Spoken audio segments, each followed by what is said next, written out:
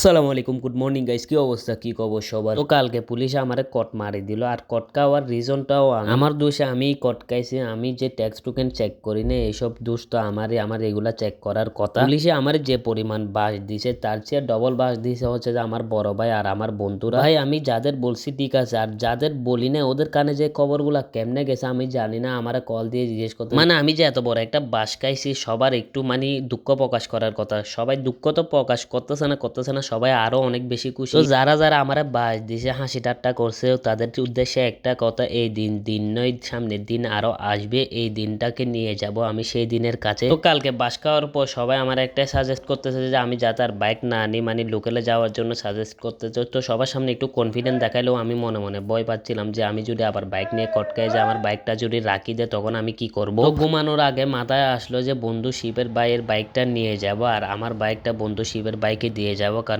উনি তো টাউনে যাবে না, উনি আশেপাশেই থাকবে, আর আমার তো যাইতে হবে টাউনে। আর ওনার ট্যাক্স টুকেন সব ক্লিয়ার আছে, তো আমার থেকে তো লাইসেন্স টাইসেন্স সব ক্লিয়ার আছে, তো ওনার গাড়িটা নিলে তেমন একটা সমস্যা হবে না। পরে যে ভাবনা সেই কাজ, ওনার থেকে সব ডকুমেন্ট নিলাম, চাবি টাবি নিলাম, আমার চাবি ডকুমেন্ট ওনাকে বুঝাই দিলাম। সকালে উঠে ওনার গাড়ি নিয়ে বের হয়ে গেলাম আল্লাহর নাম নিয়ে। তো আমি ভার্সন 4 চালাইতে এক্স ব্লেড দিয়ে বের হওয়ার পরে গাড়িটা আমার অনেক ছোট ছোট লাগতেছিল, খুব বেশি আনকমফোর্টেবল লাগতেছিল। তারপর তো কিছু করার নাই, এটা দিয়ে আজকে চালাই নিতে হবে। তো ওইটা নিয়ে চলে গেলাম ওইখানে গিয়ে দেখি অনেকগুলা বাস আজকে আমাদের হোটেল থেকে সবাই পিকনিকে যাচ্ছে। সবাই না, কেউ 9 তারিখ যাচ্ছে আর কেউ 15 তারিখ যাচ্ছে। হোটেলের সামনে দেখলাম যে আমার পরিচিত দুইটা ভাই দাঁড়া আছে, তো ওদের সাথে কথাবার্তা বলে ক্যাফেটেরিয়াতে গেলাম। ওখানে চাটা খেয়ে গেলাম হচ্ছে যে ডিউটিতে গিয়ে প্রথমে গেলাম হচ্ছে যে রাইস ভরার জন্য, কিন্তু দেখি যে ওখানে রাইস নাই। আবার শেবরে বলে রাইস বানানোর জন্য পাতিল নিয়ে আসলাম। তারপর পাতিলে পানি দিয়ে পানিগুলা বয়েল করতে দিলাম, তারপর প্যাকেট আনি রাইস ভিজাইতে দিলাম। রাইসগুলো প্রথমে ধোয়ার পর তারপর ভিজাইতে দিলাম। তারপর রাইমিকাল বলে রায়তার সালাদ টালাদ এগুলা নিলাম, নিয়ে সুন্দর করে র্যাপিং করে রেখে দিলাম। এরপর আবার সেবে বললো যে কয়েকটা পরোটা বানানোর জন্য, আবার কয়েকটা পরোটা বানাইলাম। পর আবার কমিসারিতে গেলাম, কমিসারিতে গিয়ে যা যা প্রয়োজন ওইগুলা সব নিয়ে আসলাম, নিয়ে এসে সুন্দর করে এগুলা